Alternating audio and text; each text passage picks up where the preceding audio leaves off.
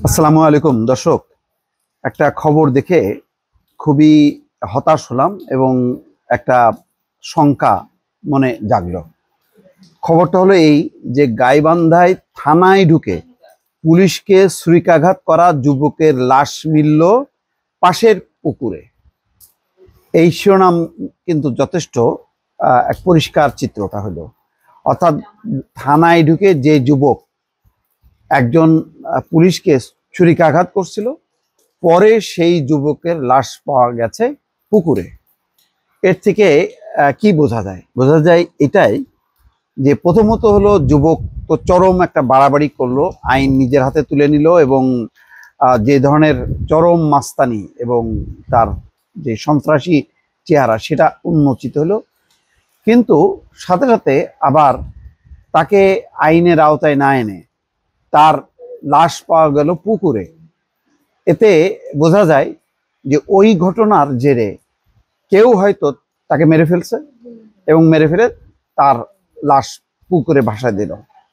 এটা দুটোই শঙ্কা। প্রথম কাজটা যেমন অত্যন্ত বেআইনি, যে যারা মানে আইনের মানে রক্ষক, আইন প্রয়োগকারী সংস্থা, তাদের গায়ের উপর হাত দেওয়াটা যেমন অত্যন্ত অন্যায় একটা কাজ, তেমনি একইভাবে আরো বড় অন্যায় হলো যে তাকে আবার আইনের আওতায় না এনে তাকে মেরে ফেলা। কে বা কারা মেরে ফেললো আমি বলবো না। আমি বলবো না যে পুলিশের পক্ষ থেকে এরকম কোনো প্রতিশোধ নেওয়া হয়েছে বা যেই পুলিশ সদস্য ছুরিকাঘাতের শিকার হয়েছে সেই ঘটনা ঘটাইছে, কিন্তু এইটা যে আইনের শাসনের যে অবনতি ঘটলো সেটা কিন্তু পরিষ্কার হয়ে গেল। তাহলে এবং একই সঙ্গে ভয়ঙ্কর একটা শঙ্কাও জাগলো। এই ধরনের এই যে পাল্টাপাল্টি মানে আঘাত করা, আহত করা, এবং কেউ আহত হচ্ছে, কেউ নিহত হচ্ছে, এইগুলো আমাদের যে বিদ্যমান যে আইন শৃঙ্খলা পরিস্থিতির অবনতি ঘটলো, এই সমস্ত টুকরো টুকরো খবর কিন্তু তার একটা বড় উদাহরণ। থানা পুলিশ বলছে লাশ উদ্ধার হওয়া যুবকের নাম পরিচয় জানা যায়নি। 25 থেকে 30 বছর বয়সী ওই যুবক শার্ট প্যান্ট পরিহিত ছিলেন।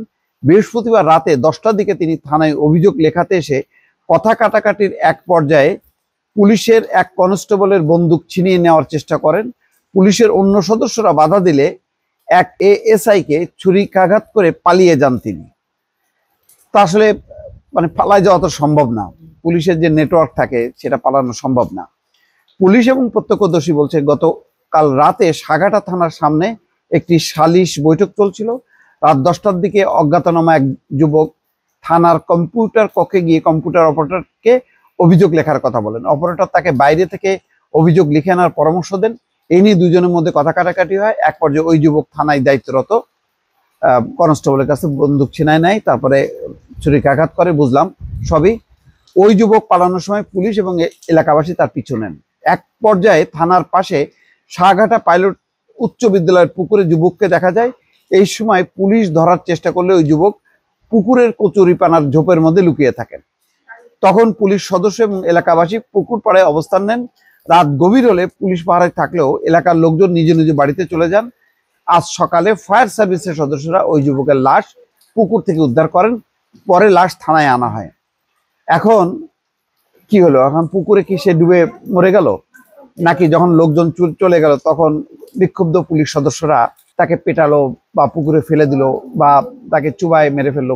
কি হলো এখন বোঝা যাচ্ছে না, কিন্তু নিঃসন্দেহে এটা উদ্বেগজনক একটা ঘটনা। এটার একটা নিরপেক্ষ তদন্ত হওয়া উচিত। দর্শক ভালো থাকবেন। আল্লাহ হাফেজ।